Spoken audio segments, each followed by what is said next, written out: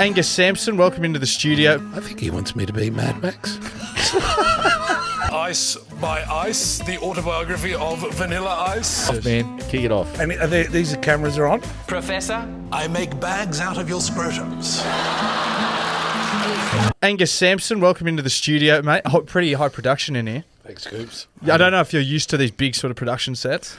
Well, I've never worked with a zebra before. Yeah, that's Glenn. Yeah, he's 20. Smells good. Hey, This is Gabriel, by the way. Yeah, that is Peter Gabriel. Jack was just saying he heard you say you listen to the family podcast as well. Well, I didn't know it existed. And my mate Griff, who MJ's met, told me, "Oh, you've got to listen to this amazing podcast."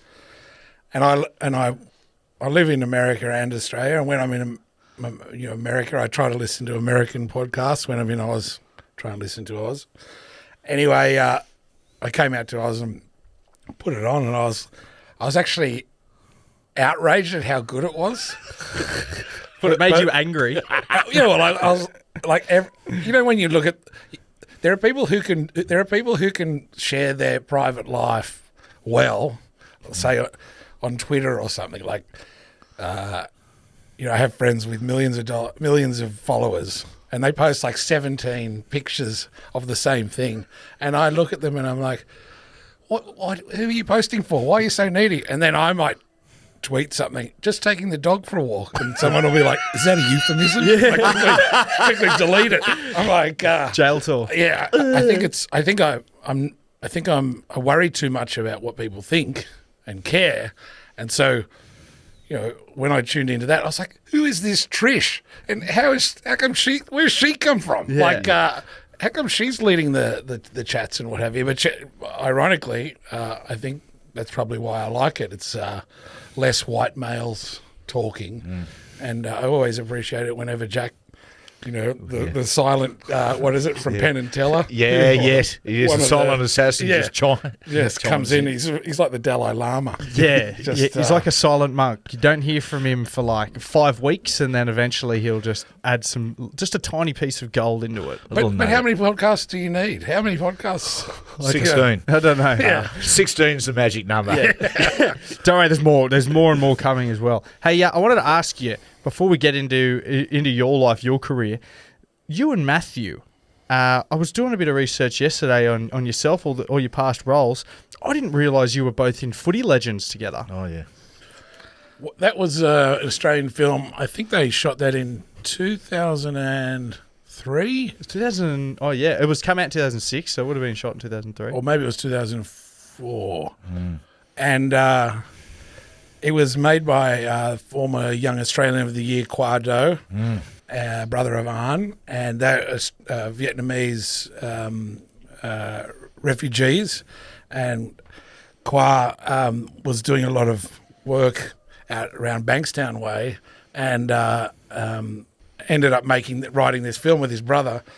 And they had Claudia Carvin in it, and it was like a football film that I was like, oh, I'd love to, because I grew up loving footy, and I'd love to sort of combine the two. And they're like, apparently they're getting excellent football, real rugby league players involved to play, and like all stars. And the film culminates with a bunch of battlers. If you look at it now, it's so disbelievable when a bunch of battlers from Yagoona, I think the Yagoona Schooners, that's right. Schooners, who come together. We don't even have a full team of sevens. It was like It was funny because when me and Vossi turned up to do the commentary, or Vossi and I.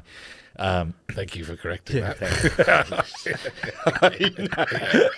I don't want to offend you. I know, mate. Bad grammar is like. Mate, that's me too. And same with Ken. Oh, yeah. Can I? I don't know, Matthew. Can you? I must. And they were really nervous because someone had told them that I was quite loose and. I don't know, but they were like, and so they were tippy-toeing around me a little bit, and we did one scene, and the boom dropped into frame, and they said we'll just do that again. The boom dropped in, and I said no, leave it in. I said the audience will appreciate it. It'll go to show that we don't take ourselves too serious. And they both looked at each other and went, oh, yeah, good point. And I said, no, fellas, I'm only f***ing with you. It's all good. Well, it was the players they had. Basically, it was a tournament to, I guess, maybe salvage or play their way out of their lower socio-economic situation. Yeah. I can't recall.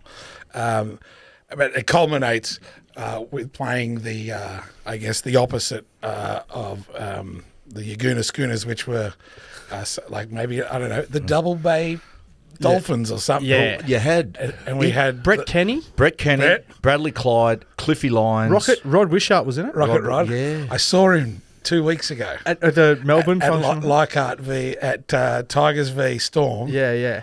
And he beautiful man. And came up and said good day and said you wouldn't believe how many people come up to me and talk about footy. Angus, you live with his young bloke Tyron. I've become friends with his brother, Cal. Callum, yes. Yeah, lovely Cal. He's a good man. I went down to visit the he's involved with the Better Beer stuff with with Falks and Steely from the Inspired Unemployed boys. I went down to say good day to them one time last year to Mick Cronin Oval at Gerringong. And beautiful. I had never seen like local league played by adults, and I couldn't believe the sound of the guys. Sickening. Is that the same for NRL? Do they make those noises? Do you know what it is, Angus? Of course you removed a fair bit away from the crowd, but I'm with you. When I watch the local football, and you know you're right there, mate, the sound of the crunching. It was funny. I was talking about this the other day. Jim Jeffries, who the comedian, who his mum dated my old man once. Yeah, that's our link there. I had him on radio, and he goes, "Your old man Gary." I said, yeah. He goes, Curry Gary. I said, yeah. He goes, oh, yeah, my mum dated your old man when they were young. And I went, and he went, so it's your old man? She said, I went, yeah, that's it, yeah. He talks about their oldies. I know. Yeah, anyway, inappropriate. So he got in touch with me and said, listen, I'm doing a special. I think we're related. We're doing a special for American TV, and I want them to show the real Australia. He said, Matty, can you organise a local football side, and we go and do the commentary on the sideline to show what it's like? So we lined up the Narrabeen Sharks and the Cromer Kingfishers, and we were going to sit on the side and commentate. There was a COVID breakout, another wave that come through, and it got cancelled. But it would have been like, I can only imagine what the Americans were like, blokes hurling abuse on the sidelines, and the sounds of like overweight guys just crunching into each other. The thing with the Footy Legends was that I had actually tried to play football for, I don't want to say a career, but I guess it was sort of the only thing I did, the only activity I did. And so word had filtered down from, we filmed at St Mary's, which is in the west of Sydney, for your international listeners or listener. We have a large base overseas. Yeah. Shout out to everyone in Serbia. Kia ora. And word filtered down to the set that apparently Matthew had said about me, oh, this kid can play.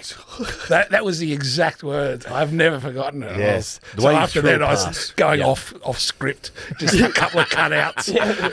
I'll never forget. We sort of had they called it like half pace sequences of us sort of tackling or sidestepping. It was really embarrassing to be there and see how obvious we were acting and pretending. But at one stage, the great Gary Larson, who was also in the opposition team, ran, and he was dragging a bunch of players, and it came to my character, and I was like, I'm going to apologise for this later. Like, I'm going to put a shot on him just because they're filming. And I just did my best, like Tana Umaga, like that's just, and jammed. And I kid you not, at the last minute, I guess it's called putting up the bumpers or something. Yeah, He just lifted his elbow, and I literally, I think I had a stroke down in my right arm. I was like Simon Dwyer. I was like, I collapsed on camera. All my lifelong, dreams of being on a big hit highlight reel elbow when you evaporated get the with cork in the shoulder or the bicep. Oh, it's that's the worst. One of the You get the worst. stinger and it just vibrates all the way down to your hands. The Terrible. Brute Big, yeah, could be on the Brute Big hit highlights. But it was a lovely, lovely experience, and that was 20 odd years ago, and now I'm filming with Claudia again. I'm in Australia filming a series called Bump for Stan, which we're shooting our 5th and final season. What's that about? Bump.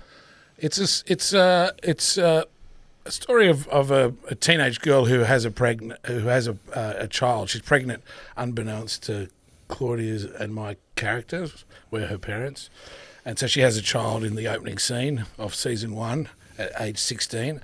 And so for me, it was the first time I'd worked in Australia. It was during COVID. It's the first time I worked in Australia since we did the what's called pickups for Mad Max Fury Road, like 7 years earlier. And so it was during COVID, so I actually had to do 2 weeks quarantine to go on to do the show Bump. And I was travelling from a farm in Victoria to Sydney. And they said, would you do quarantine? I was like, sure. So they said, we might be able to get you around having to do it. So I go to Sydney, get to Sydney Airport. Place is deserted. Army soldiered camouflage dudes and HazChem suits. We were seated 5 metres apart at the luggage carousel, like the people off the plane, and interviewed before they'd let us out of the airport. And this must have been sort of July, I think, 2020.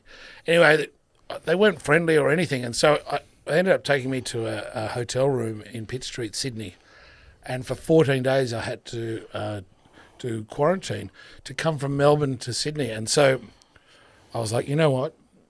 I didn't have a window in my room. I didn't get to choose. I was like, you know what? I'm not gonna wear any clothes. I'm gonna embrace my idea of solitary confinement. I didn't eat. I had 4 meals in 14 days, and for every kilometre they cycled in the Tour de France, I would do 1 push-up.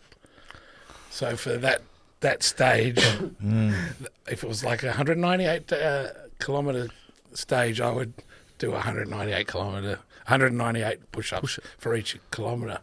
A mate of mine, Nath Ashley, does this thing, Tour de Push, every year. So if it's a mountain stage, you have to do decline push-up. If it's a time trial, you have to do clap. Yeah, I like it. Yeah, It's not a bad idea, actually. It's a great way to, I guess, Exercise. structure it. And I can't even do normal push-ups. Angus, what did you learn about yourself during that time? I lost 7 kilos. Yep. I ate 4 meals in 14 days. I lost 7 kilos. It's a good question, Matty, because I'd never been by myself for that long.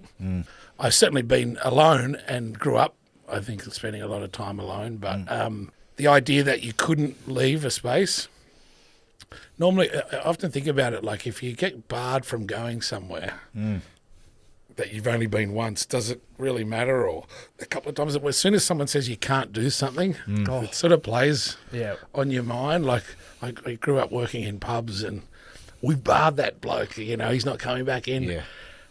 You sort of think, does it really matter? They just go to the pub next door. But it sort of does on some psychological level. I was very grateful for John Edwards, to John Edwards and the producers. They kept ringing, checking on my well-being. What ended up happening was, because of the turnaround of the timing, I ended up having to do a costume fitting for Bump for season 1. And they're like, it's all right, we'll just send the costumes to your hotel room and then a courier will, pick them up and take them out. So I set up my computer. I'm still naked, sorry for the vision. And they say, okay, go from left to right on the clothing rack. I start getting changed into each costume. And they take a screen grab, next one, and there was 48 costumes in there. After I finished, I put them all back on the rack, and they went to organise to collect them, to pick up the clothing rack from my room that had no windows, no view, and I wasn't allowed to leave. And they were told that nothing could leave the room. So now I had 48 outfits in an already small room. Yeah. It's a hard industry to be in, isn't it? Like there's not exactly a certain security. We're going to get into the acting stuff. I want to ask you first. Take us back to a young Angus Sampson. Where'd you grow up, and what did your parents do? Well, I grew up in Sydney, Australia, Yeah. in the inner west, a suburb called Croydon, Yeah. and Hill End, where my mum's from, which is about an hour and a bit past Bathurst in the central west of New South Wales. Yeah. It's a gold mining town that is famous, I guess, or known for the largest ever nugget being found. Holterman's nugget. It wasn't really a nugget. It was just a bit of a, a vein, quartz vein, gold vein. And the Cricketers was painted there by Drysdale. I don't know if you're familiar with that painting. Yeah. You're a collector of Drysdale, aren't you? No, that went straight over my head. And so Dad was a doctor. He was a psychiatrist. Was he? And a pharmacist before that, double degree at Sydney Uni. And my mum, she was like a registered nurse, matron of a private hospital in Sydney. I have an older sister who 4 years older, and we lived next door to her school, and you could see out the back of her bedroom into the swimming pool and the tennis courts and what have you of the school, and so I think my mum or my dad someone had said, oh, if his sister's going to that school, then he should go to a good school too or whatever. And so we lived in a house that was built for William Morris Hughes, Billy Hughes. He was a Prime Minister of Australia, the little digger, and he never lived in it. It was built for him, and I think his brother lived there. It was like a 3-story house, but the bottom level there was no floorboards. There was like and a lot of rising damp, which might explain my husky voice. But Your dad, do psychiatrists bring their work home? You'd have to think so, wouldn't you? He's fiercely intelligent, Doc, and he's still alive. He lives in Sydney. There were days when you didn't go to school and you'd accompany your parents to work, and I'd go with him to work, and he was 45 plus years at Westmead at the asylum in Parramatta. So my memories are being on the grounds of the asylum out at Cumberland, watching people rock back and forth. That's interesting, Angus, because a lot of doctors now, they get actors in to teach them how to deal with people, break bad news, or to work with them, to show empathy, but to not allow their problems to get under your skin, so to speak, to actually demonstrate empathy, but to still how to keep that distance. Is that something so they can see it? Is that something they see it happen, or? I don't know. But sitting down with a person, telling them their 5-year-old son has got cancer, and having the empathy and demonstrating empathy without taking on board people's problems getting under your skin. It's very difficult.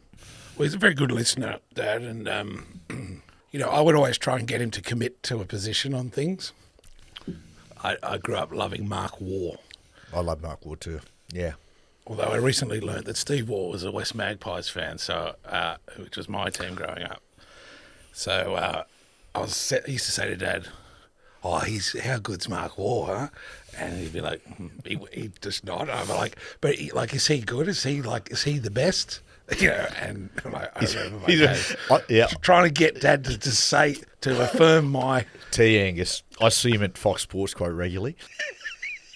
He's Junior's very straight, very, mate, there's no around. He'll just, I remember once asking about something. I think I might have said something about, some player coming out of retirement, and he went, and walked off. And I thought, that's sort of strange response. Then he come back and goes, I was just thinking about what you said. He said, it's fucking stupid. Why the fuck would you say that? I said, I don't know. It was just my opinion. It was just my opinion. And you sparked my memory like Steve. Remember the day he hit the 4 on the last ball? I went to it. I was there as well, Angus. But I tell you what happened. I didn't. Literally the session before, I saw Graham Gooch in members, and I went fuck. So I went up and said, "Hey, Gucci, how you going?" Offered a hand. He turned around and he just gave me the stink eye, and I went, "Fuck, that's weird." So I went away, and I'm looking over at him. I thought, "No, fuck it. He's in my city, in my cut. No, fuck." So I went back up and I said, "Graham, I'm a writer for Inside Edge Cricket Magazine. I just want to know, what did it feel like to actually stand at the crease and face guys like Dennis Lilly and actually be completely shitting yourself, right?" And he went, "Fuck you, mate." And I went, "No, fuck you." So anyway, security come and threw me out. And I said, I said to someone, I said, "What happened?" I said, "Oh, mate, I got in an argument with Graham Gooch." So I said, "It's Mike Gadding." Yeah. So I'm in the cab going home, hearing, Kerry O'Keefe talking about this amazing, and the last ball of the day, and Steve Waugh hits the 4. They said, "This day will never be forgotten in SG history." I'm going, "Oh, fuck you, Graham Gooch." Or I actually thought Graham Gooch looked a lot like Mark Edmondson. He did. Yeah. Mark, now that's a name I haven't heard.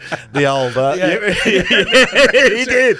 I think he was the last unranked individual to win the Australian Open. Yeah, right. Is that right? I think maybe. It's fun. He's one of those blokes, Mark Edmondson. He might have only been in his mid-20s, but he just looks 60. Yeah, he's one of those blokes. If you don't know him, you wouldn't know that. He kind of looks like one of the detectives out of Beverly Hills Cop. He does. He does. Yeah. Oh, wow. So I try to get Dad to commit to something. An opinion. Yeah, and I say, but he's really, is he? He said, is he good? He go, well, he's good enough to play for Australia. He must be all right. Yeah, How'd your parents go? Because your parents obviously going into like nursing and doctor, two strong professions. How did they feel about you wanting to be an actor? Because it's one of those professions. It's very obviously hard to make. I didn't know it was a profession, and I don't know if you call it a profession now. Like I think there's a real sort of indulgence of people to say it's hard. It's hard to be an actor. Like, I mean, it's hard to do anything, I think. Do you get, Angus, do you get, when you do a role, okay, the movie's about to come out, do you get apprehensive? Are you thin-skinned? Like, and I ask that question respectively. No, but I mean, you grow up. Everyone has adolescent baggage, and having an older sister, I would see things through her eyes, or paraphrase to me, like she'd be like, "Oh, your nails are disgusting," or "cut your toenail," whatever it is. Those things that you sort of hold some importance because of your older siblings. I'm sure it's the same with you guys, or not. Not really. But it's. My favourite part of any production, of any project I'm involved in, is before it ever comes out to the public. Yep. You've had the experience, you've shared. I particularly enjoy filming on location because, let's say, Cooper, Matthew and I were in the cast, or you were the director, and we were shooting in, I don't know, Bowen, Queensland or something, or in Santiago, Chile, and we're from Australia. Instead of going home to our wife, boyfriend, lover, you actually are with one another together. And so I guess it may have been like when you were doing COVID for the NRL stuff, or on tour, the Great Britain tours that they talk about.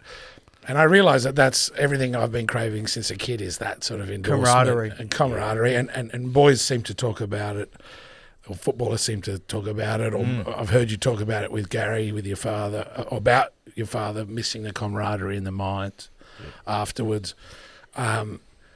It's, you just want endorsement. We just want endorsement that our instincts are correct. So with filming, it's it's a lovely thing to be asked to come and create and perform. That's a very exciting thing for actors to go, I got a callback, or I've got the job, or I'm going to Argentina to film, and then when it's over, often the same actors are like, yeah, I just did this. Like, you're always sort of proving that your career choice is a good one, or that you're busy, or that you're worth something. And so, in my thin skin, sure, I'm much happier to talk about you than me. This is a thing for me where I must have been asked to do over 200 podcasts, and after you asked me to do one with Coops and it was new, I thought, oh yeah, I should. If I do it with people I like, then it's not really a podcast. Yeah.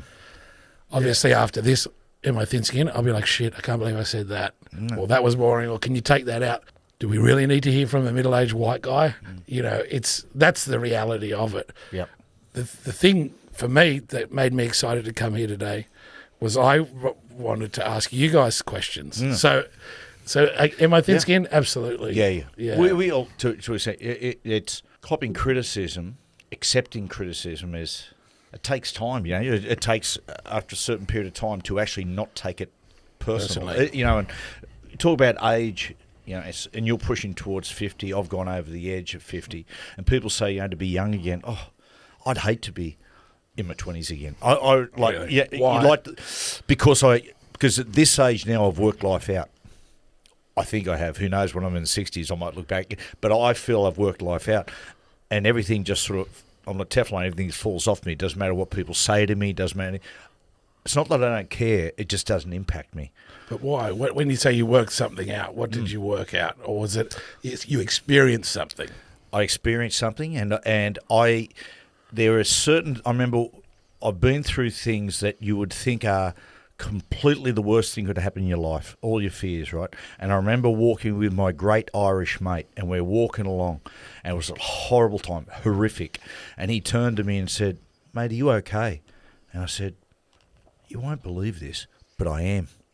And I thought, it just shows you what you can endure. And once I went through that and got through that, I was like, fuck, just get out there and live your life. Just go for it. Because if I get, you just know the things that you fear most, you get through it. You'll come through the other side. It'll be okay.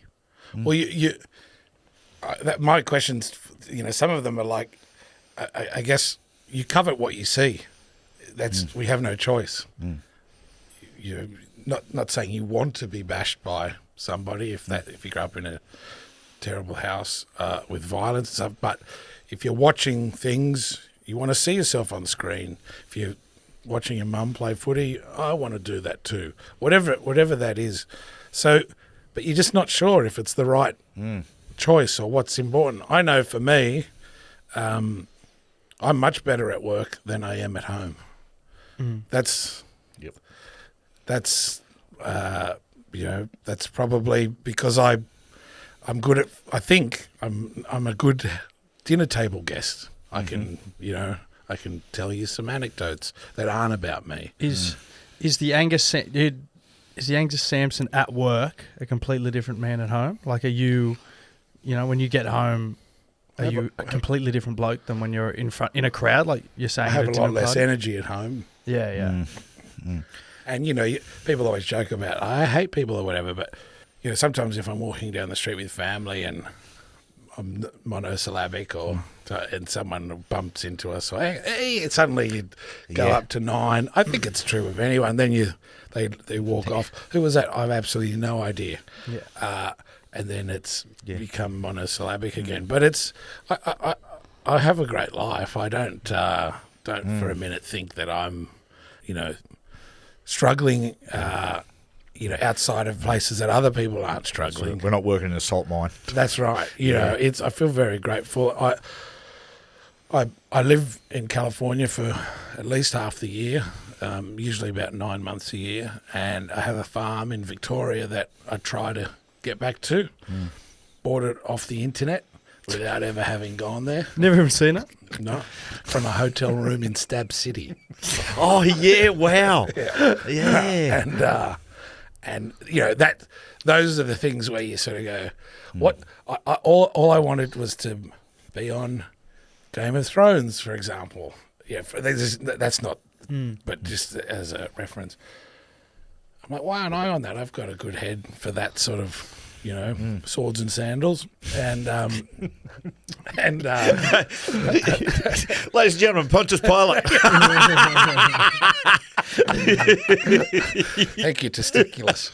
And so it's one of those things where I firmly believe what are you doing about it is what my version of is. I wanted to do that. Well, what are you doing about it? Yeah. Other people might say manifestation is the key, or other people might say, I was going to be an actor once, or I wanted to be a dancer or a director. So I ended up getting a letter one day from the guy who wrote Game of Thrones. Asked me to be the lead villain in not that they call it a lead villain, but in the follow-up to the show in Europe. It was all I wanted, was like to be vindicated as a performer in Europe.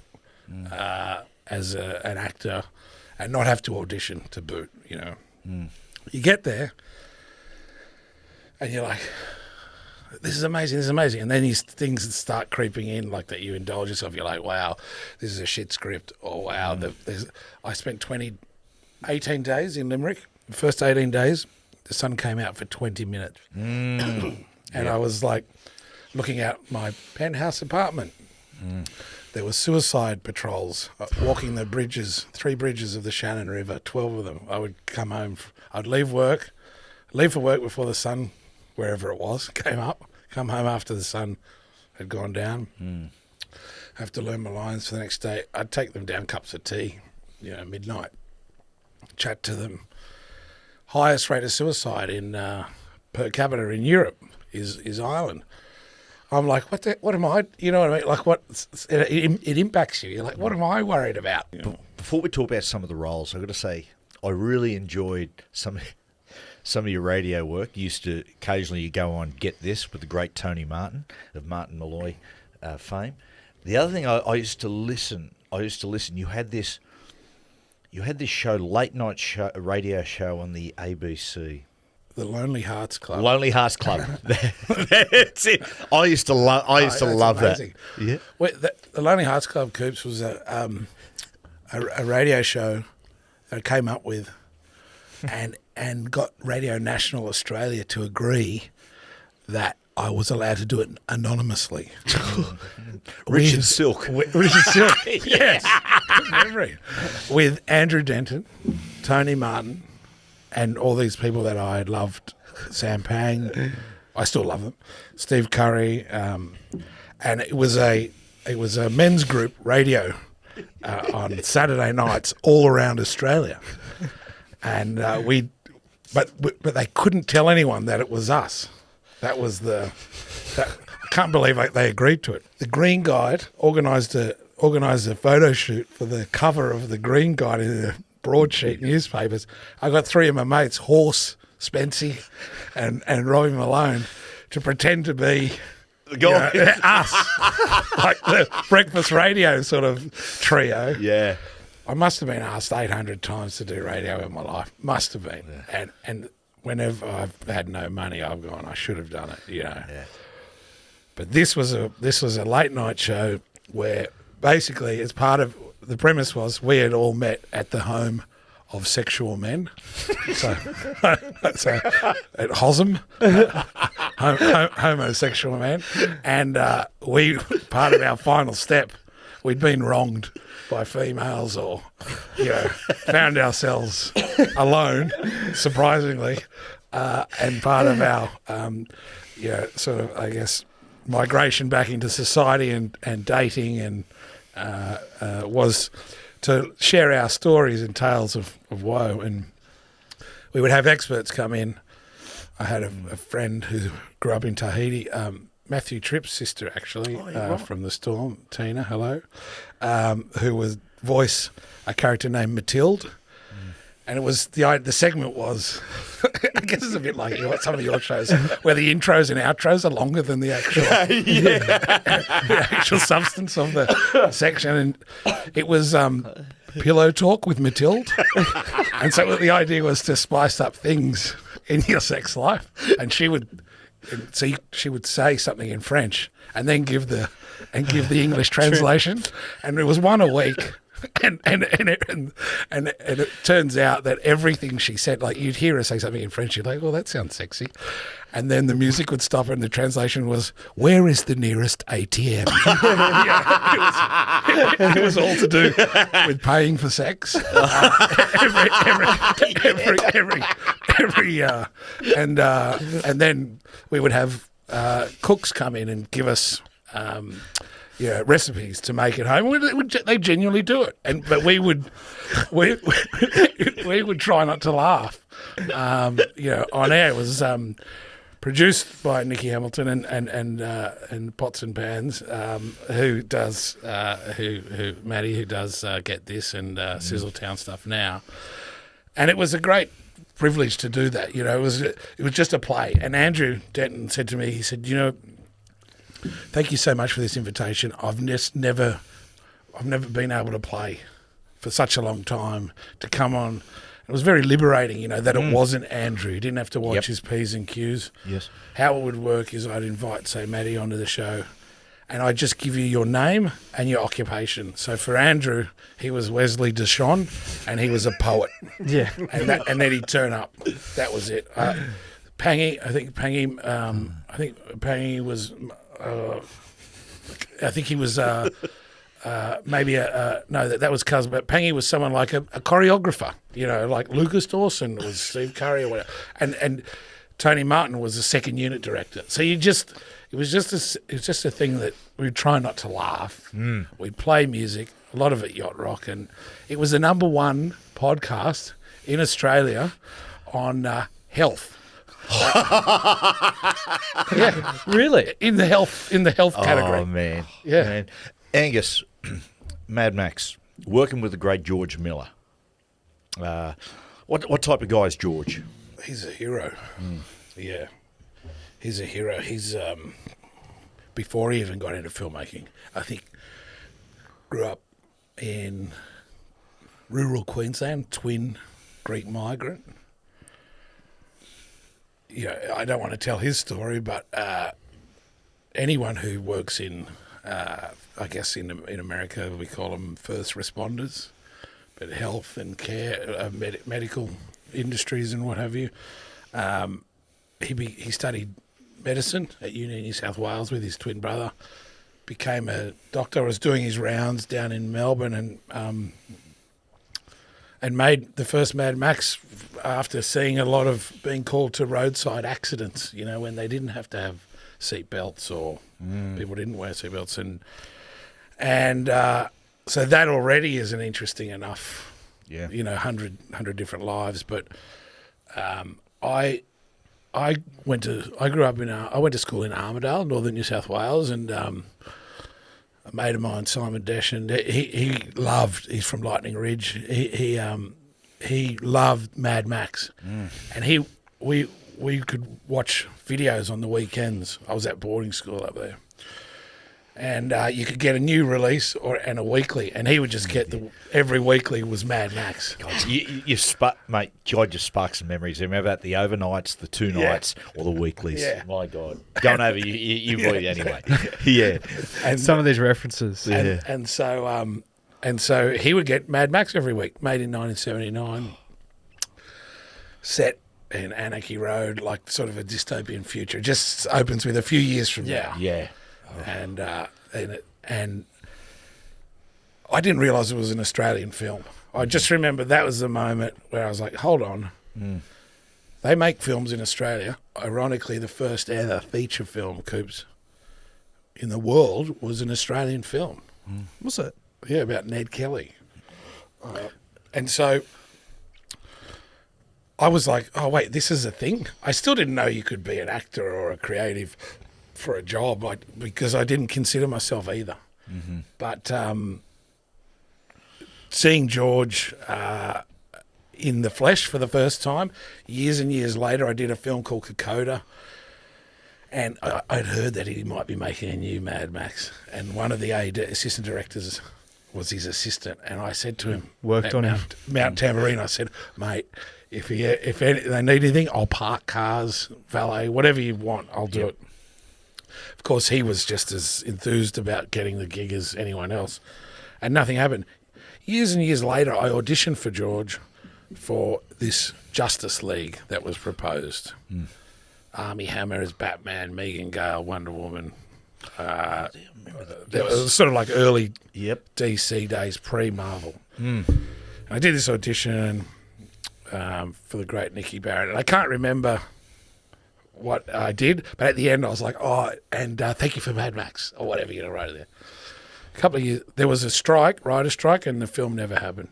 A couple of years later, I get asked to audition, and I'm like, I don't know what this is, but it's for George again. So I think it's for Justice League.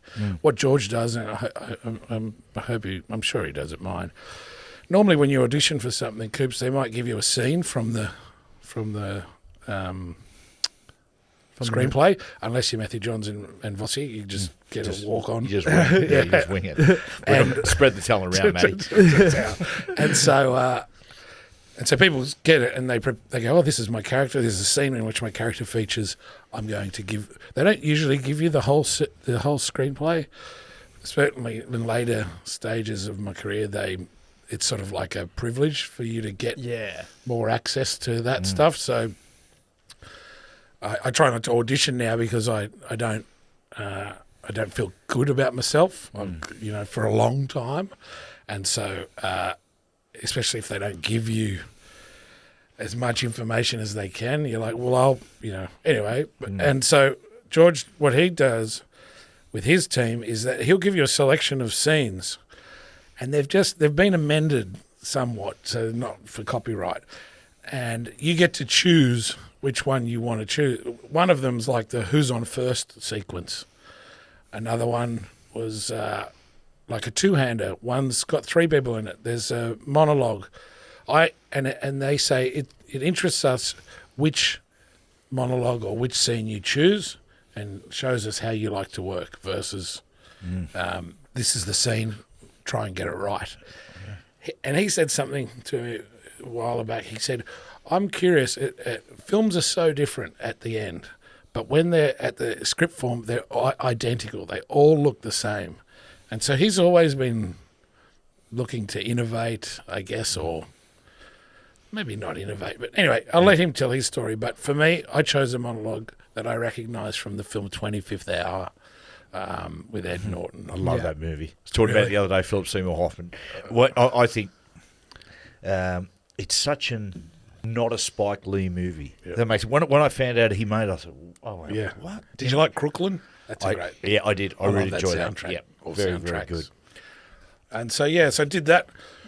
And at the end of the audition, they say, tell us something that you've never told anyone. And I I told them something that, that had happened to me, like a childhood assault that had happened. I never told anyone.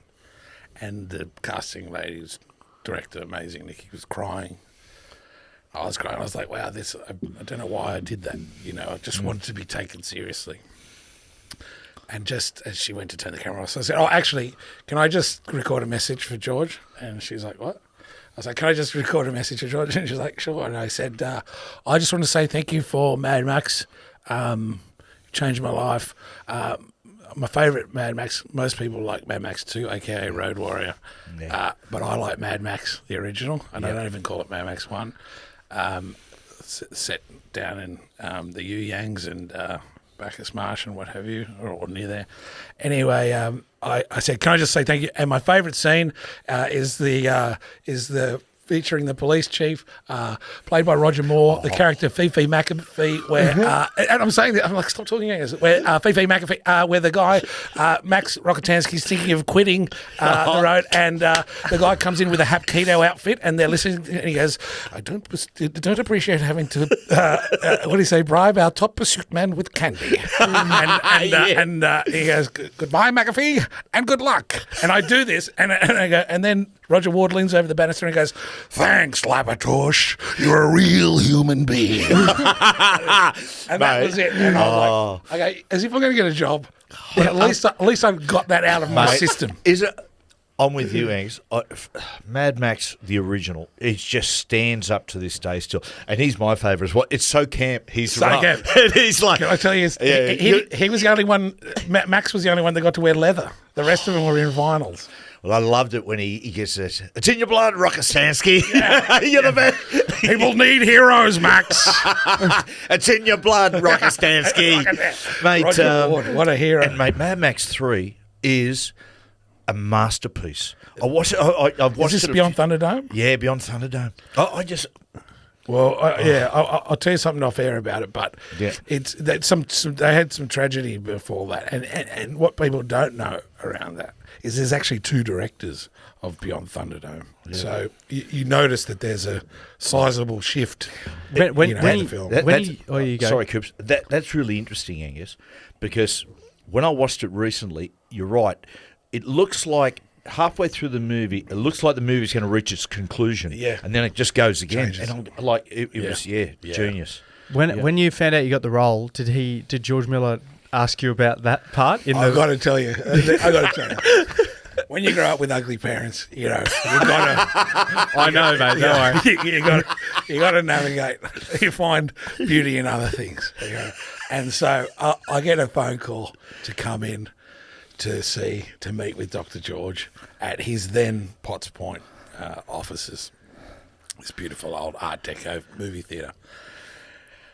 I'm so nervous and euphoric at the same time when I walk in, and it's all very secretive. And they take me up to a room, and I sit down, and there's all these miniature models of dystopian vehicles that would later feature in Fury Road. Surrounding me is like 12,000 storyboards. So a storyboard is, for our listeners or your listeners, viewers, is like an imagined framing, hand-drawn for what they envisaged the shot to look like at that particular point. And he'd done a script, basically like with Nico Lathouris and others, that it was all storyboards, like a graphic novel. So I'm sitting in there waiting for my hero to arrive. And I'm looking around, and he comes in. He's like, "Oh, Angus." He says the most complimentary things that I never imagined that he was familiar with, that I had done work-wise, that I was almost embarrassed to think. Even you talking about, the late night podcast or whatever the show was called. Afterwards, I go, wow, you don't believe anyone knows these things or is familiar with these things. He handed me the script and he said, now, Angus, there's a character in here I'd love you to look at. See what you think of it. I won't tell you which one. And come back to me. If you go upstairs and read the screenplay, it'll take you about 80 minutes. And come back and we'll have a chat after you've read it. And so I go upstairs. I go, thank you. And I'm like, wow. And I start going through the script, and there's hardly any written dialogue in it. It's just pictures. And as I'm reading it, I'm like, I think he wants me to be Mad Max.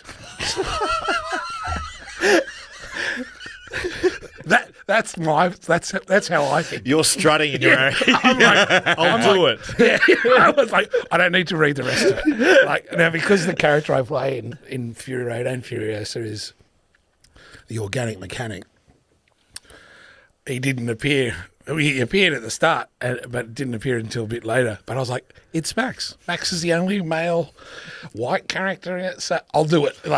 And as I'm sort of having this moment, this guy comes in. They were making Happy Feet 2 at the time, And Great film in itself as well.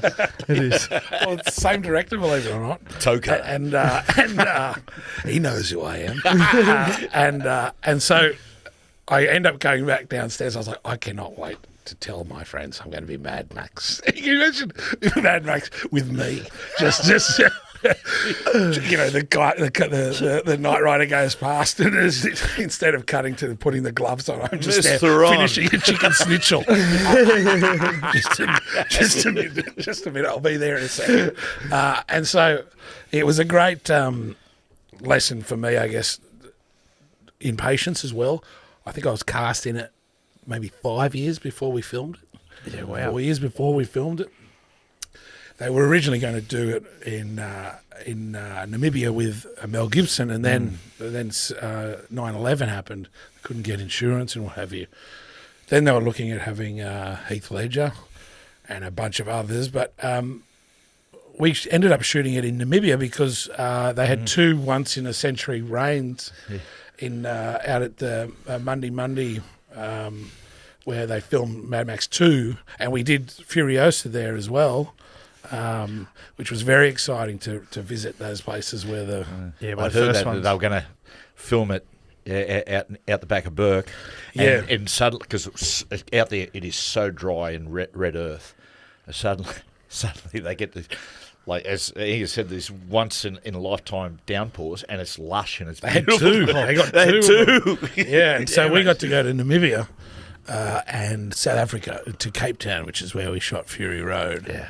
You know, every film is solving problems. Tom Hardy, at that point, he wasn't a household name when he got the role. I remember saying this English actor, Tom Hardy, English guy playing, Mel's role, but now he's just about my favourite actor. What was he like and said? Is he an intense guy? I guess so, yeah. I mean, I have to be careful what I say because, there's the stuff that happened, and then there's the public perception of it all. Yeah. But fundamentally, I had no issues with Tom. There's lots of stories. The thing for Tom, like, I asked him after the film because we caught a plane to Calgary once, and we sat next to each other. Afterwards, he was doing Inception. Is Inception? Yeah, Inception. Is that the one where they walk up the mountain or something, or what's the snow one? Is that it? I think there is a mountain in Inception. With the bear attacks Leonardo. The Revenant? Oh, Revenant. Sorry, that's what he was doing. He was doing Revenant. Yes. It's Inception. That's with Leo. It goes inside of his dreams. I love that one. That's a great movie. Yeah. No, he was doing the Revenant. I was doing Fargo, and I asked him about it all. It was after Mad Max, and he really talked about the weight of expectations of stepping into Mel's role. And I spoke to George at the premiere of Fury Road, and he said he sat in between Tom and Mel at Grauman's Chinese in Hollywood, and he said that Mel loved it, was like elbowing him throughout, and wow. And Tom got a lovely compliment from Mel afterwards. So I thought, CT Charlize was the hero in that film. She really was the leader. Yep. of for us, and she'd sort of have a week off and give her house to her makeup assistants.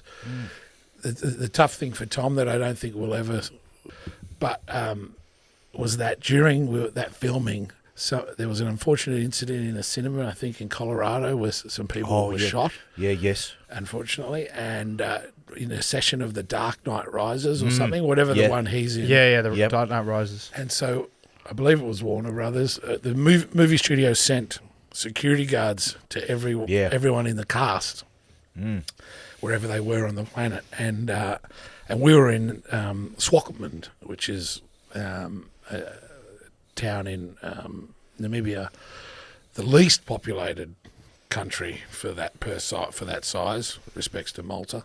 And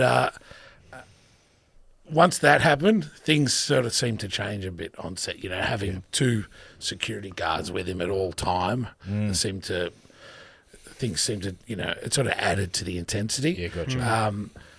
On those jobs, even for Furiosa, I don't think anyone can imagine the weight that happens. It's very the minutiae of it. But the thing back to George is that here's this gentleman that is inspiring hundreds of us. We had over 1,000 crew on Fury Road, 800 visas, I believe, from people from over this way, went to Africa, to all get behind one man and his producing partner. And I think that's the greatest thing. Yeah. You know, I actually don't want to share it. Like, I don't want to share... Not don't want to share it, but it becomes something else when other people see it and they go, it didn't do well at the box office. Yeah, and you're yeah.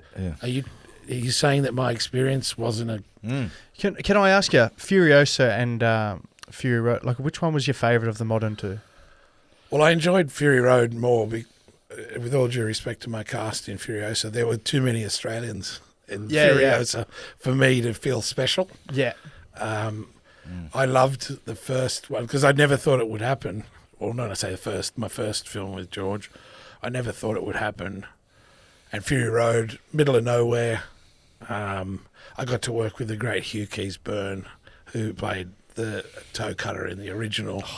And I spent a lot of time with him, asking him a lot of questions. And then when Furiosa came about, which I'll try and tell it quickly. The quick story of Furiosa was when Fury Road was happening. George has been trying to encourage the New South Wales government and the Australian government to sort of follow this Sir Peter Jackson model from New Zealand, which was he had identified the great cost for them is to find artisans and helpers to make a film, and then they have to stand down while he goes into editorial mode. Yep. What they did in New Zealand was they were able to roll Lord of the Rings into Xena Warrior Princess, into Hercules, into King Kong. They didn't lose any of those film practitioners, and so then it attracted other people, and so he was trying to get the New South Wales government to do that, and Happy Feet 2 was taking a bit longer than expected, and so he got the Happy Feet 2 people. The idea was to make Furiosa as like an anime to explain who Charlize's character was before Fury Road. They were like, we'll give you Furiosa and Fury Road. And when you read Furiosa, everyone was like, this is a much more traditional script. This is absolutely compelling.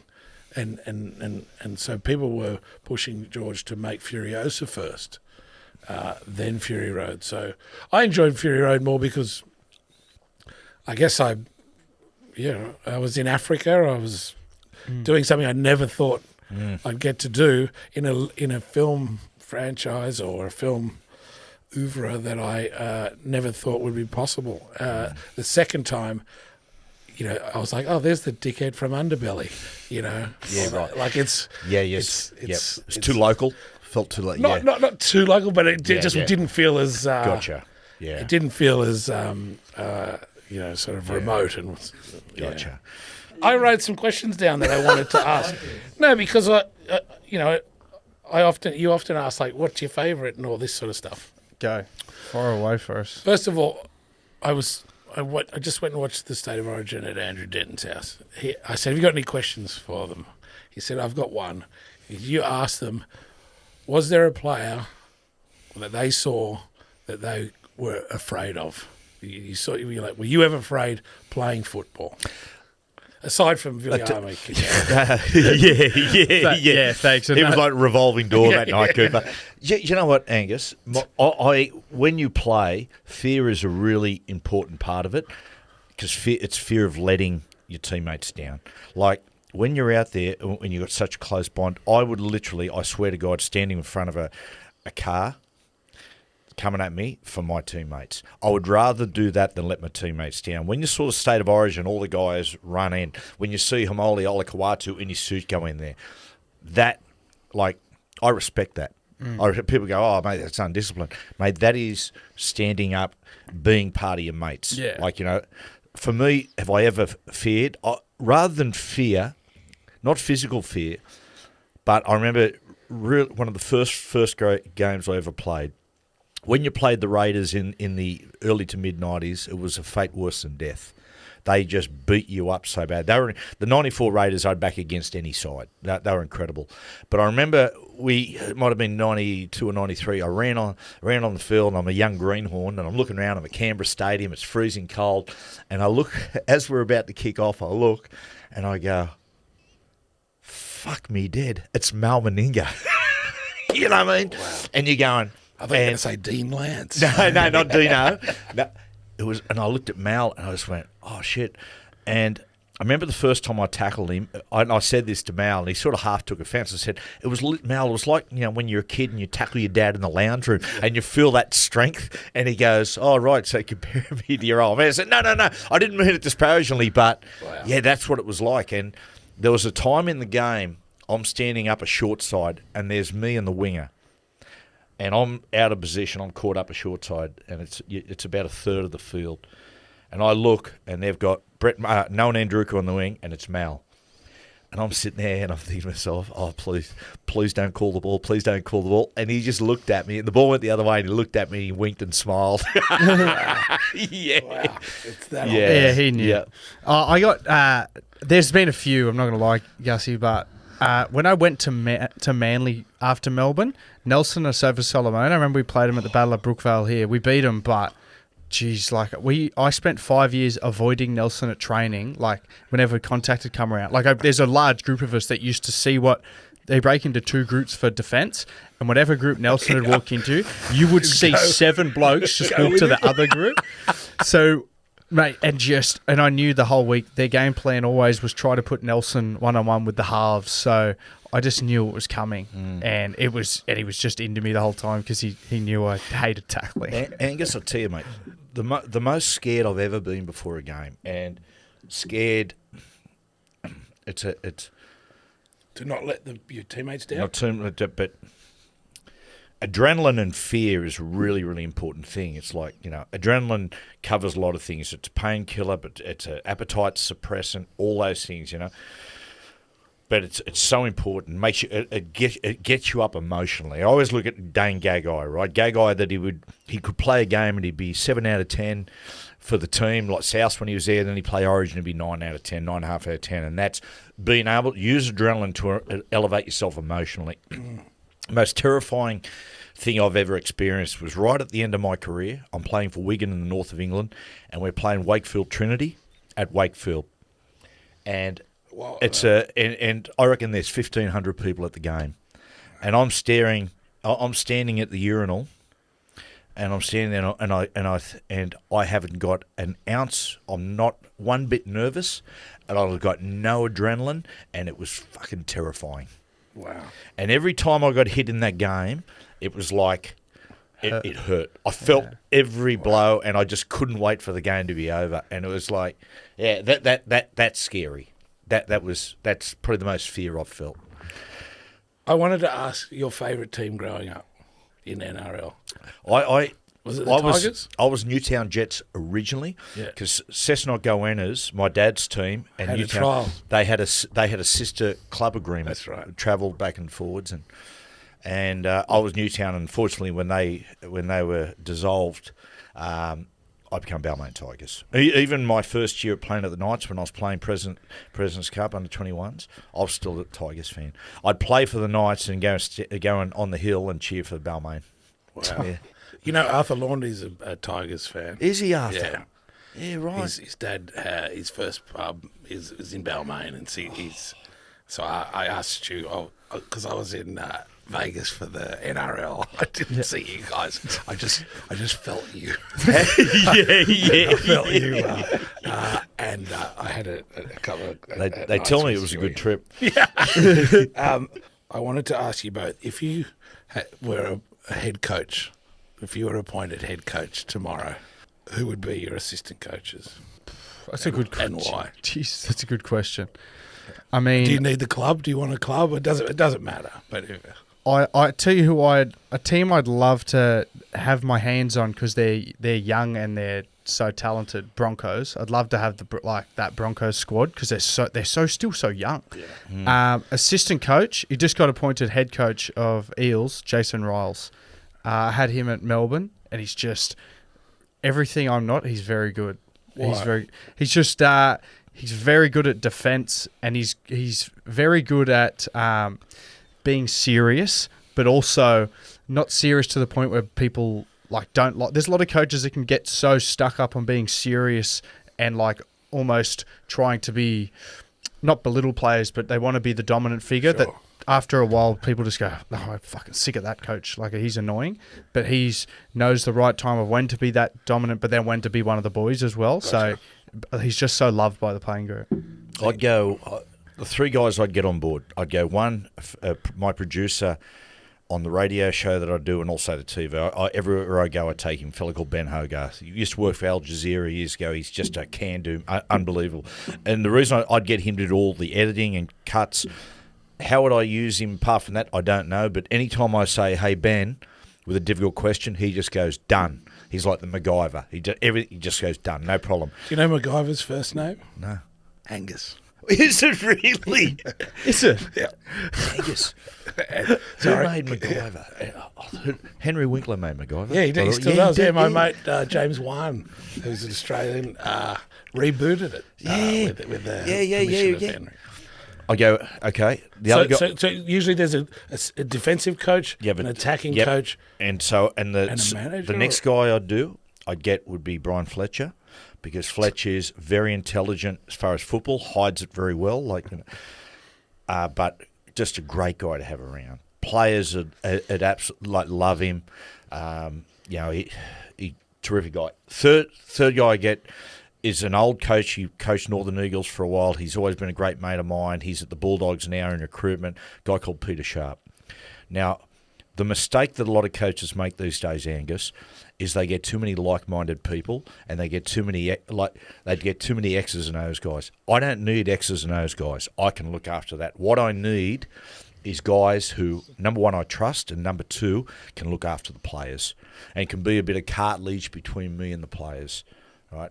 So that I don't, I can pull out the big stick when I need it, but these guys are going to look after the rest, and that's a big mistake. I've told a couple of coaches in the last 5 years when they get a job, don't appoint young coaches like you. Appoint older guys who have lived a life. Wow. And can look after the players like they're their kids. And the thing I admire most about Sharpie, he's a great people person, but in his life, he's written the last 15, 20, he's endured a lot of tragedy, and so he has that natural empathy. So he's the first guy at a point. So, wow. Yeah. You mentioned before Origin. Can you explain the difference between State of Origin football as a player and club football or first grade football, and perhaps maybe using train? I mean, if I said trains, you might go, "Oh, a bullet train versus." Yeah. But why can't we have State of Origin every week? Yeah, it's apart from being physically demanding, mentally it's so demanding. Angus, it's just. Like, I remember, it takes you a little bit sometimes to understand State of Origin football, what it was. The first time I was picked, we went in 95. We had a young side. There was me and Andrew and a few of the guys. It was a long camp, 10-day camp. By day 4, we were still drinking, and I'm going, what am I doing? And we were heavy favourites. Nearly all the camp, I assumed we're going to win this, And I remember running onto the field at Sydney Football Stadium and standing there and going, I feel all right, and looking over as Queensland burst out of the tunnel, and my teammate, Robbie O'Davis, was running, and I looked at him, and I'd never seen him hold himself like that ever before, and I went, we're in trouble. That's it. It's State of Origin football, if it makes sense, isn't about the football. It's what's inside you. Gotcha. Like I said, it's your ability to elevate yourself emotionally. Yeah. Okay, moving away from footy, but I can ask you those questions later. What was your first gig that you went to? Music gig? First music gig? An album. I mean, I don't suspect you've ever bought an album. Oh, no, I've bought a vinyl. I've still in the plastic. Jack's got miles of vinyl. Jack's collected a heap of. Good I man. think the first one, I don't know. Actually, we didn't go to a heap. maybe it was Dickie Clapton, Richard Clapton, Yeah. Dad. We went and watched him at Rudy Hill RSL. No, it was North Sydney Lease. Girls on the Avenue. Yeah. Don't worry, He was awesome. Dickie was off. He looked like he'd had a big day, Dickie, by the time he got on stage. He had a big month. Yeah, he had the sunglasses on and he was basically using the mic stand to hold himself up. He was awesome. One of the best. The first gig I ever went to, I remember seeing Jimmy Barnes. It might have been Horton Vivian, but the first gig I was in a Cessnock boy, travelled down to Newcastle on the bus and I was 16, went to the Palais Royale and watched Spy vs. Spy. Wow. Three-piece Newcastle band. Newcastle are very good at producing three-piece bands, Silverchair, so on and so forth. Screaming Jets, how many of that? Screaming Jets, 4. But one of them was a small contributor. more pie than 4. Who would play you in your biopic? Oh, good question. Dad, do you know yours? You always say yours. Dudley Moore? No, you always say Mark Wahlberg. Oh, wow. Have I ever said that? Because We said it earlier, and you've tossed up Tom Hardy and Mark Wahlberg both times. We've asked you that before. Yeah, I know who mine is. Mark Wahlberg's a little earnest. He's one of those guys. We've used this example when we were at Port Macquarie. He just said, I like that. Mark Wahlberg's one of those guys who hears action, but he never hears cut. My one, I know that you've said this to me before. The actor from The Bear. You know, the lead actor. Kami. Yeah. Kami. Yeah, I forgot his name. He was in the Iron Claw too. Yeah. You could be the guy. What's his name? Josh O'Connor. He could play you. Is he from the Crown? He's. So we always say heartthrob. we always go Sean Penn. Oh yes. They're picking. Do you see the theme that they're going with? The guy from The Bear, Sean Penn, two dudes with huge noses. only has to breathe in once a day. I know, he does. I remember once saying, Trish goes, he got hit, and she goes, I think he's broken his nose. I went, broken that nose? It'll need a major surgery. Definitely general anaesthetic. Speaking of each other, what's your favourite quality in Cooper? Qualities and what about you for Matthew? This is the psychiatrist coming. This is your old man. Yeah, I'm interested because the thing is, I got a good mate in Melbourne, T-Bone, who he's said to me, I can't believe that they're a family. I can't believe what they talk about as a family. Right? He reminded me that you guys are related and Trish as well for your family podcast. And I was like, you know what? That's I don't know if that's testament to you or when you call your dad Matthew, or Jack will text me and refer to you as Matthew or something. You forget that you're related, and that's testament to any, I guess, family that A, you communicate, B, you communicate well. I'm curious as to all the jokes aside. Yeah. And I haven't given you any notice. What are some of the qualities? I think the qualities that I both admire in my two boys is that he said Cooper. He said just Cooper. Yeah. It gets projected from other people. Right. People will say, "Oh, I run into Cooper. I run into Jack. I ran into your two boys the other day. Geez, they're good blokes. Geez, they're And for me, that's And there's lots of things that make up that. And both of them have got integrity. Both of them are honest, and that's what I admire. And both of them, and they both got strength of character. That's probably, I think, the thing I love most, their strength of character, to the point that they will drag me aside sometimes and say, like Jack said to me the other day, he said, Dad, he said, for blokes your age, he said, I really admire. I think you've got the wood on a lot of people your age, things you do. He said, but 20% of the time you really let yourself down. Yep, and I went, okay, yep, no worries. And I just totally ignored it. And then asked to borrow the car. Yeah. So thanks, son. Do you want to get me a beer? Okay, this is actually an easy one for me. Me and Jack were talking about this yesterday. I like in Matthew, as a person of power, somebody who, especially in rugby league, has his shows, somebody who is high in the media, he could very easily bag a lot of people if he wanted to. but he never has, and even if, he might have a personal difference with someone, he never likes putting people on show on a public forum. Like we used the example yesterday, Jack, didn't we, of Paul Vaughan in 2020 in COVID. I don't know if you remember this in the NRL. He had a barbecue, and everyone all week was smashing him in the media going, how could you break the rule of COVID? You're putting people's lives in danger. And Dad's show come on a Thursday night after everyone been bagging him on from Monday to Wednesday, and he come on and he said, "G'day guys, just off the top, I want to talk about the Paul Vaughan incident. I don't want to speak too much of the incident. He knows he's done the wrong thing. He's been getting hammered all week. Just want everyone out there to remember Paul Vaughan is a champion bloke. He's been on here multiple times. I never judge someone of how they treat me or the boys on the couch, but how they treat the people behind the cameras, the producers and the makeup artist, and no one has ever treated them as nice as Paul Vaughan has. So everyone remember, he's a good bloke. He just made a mistake." And apparently Paul Vaughan texted Jack straight away and said, "Thank your old man so much. That's done so much for me and my family. Like, we've been under the pump for a week." And I've always, Nico Hines has said a very similar thing the last month. Earlier in the year, was getting under the pump, and he's always vouched. Matthew's always got his back on. Just doesn't like kicking people when they're down, and I love that quality. And I love you, mate, and I'm proud of you. Thank you. I remember once that there was one thing which I'm really sorry about now, and I apologise to him. I remember Robbie Farah. And I was sort of rebuilding my life. And I reckon, Angus, at the time I was suffering a bit of PTSD. And, I was sort of not well in myself. And I'd been critical of the Tigers, and rightfully so, because they weren't playing good. They were a great team on paper, but they weren't fulfilling their potential. And I used the word soft. Now, Robbie didn't play in the game. I said, I saw the game against the Dragons. You're better than that. You're just playing soft, And Robbie sort of irked, and things went from there. And he was like, "Oh, well, come on, what do you, And we sort of went back and forwards. And he said, "Is there anything else you want to ask me?" And I went, "Yeah, I hear that you and Benji don't like each other. Is that any truth in that?" Anyway, it went from there.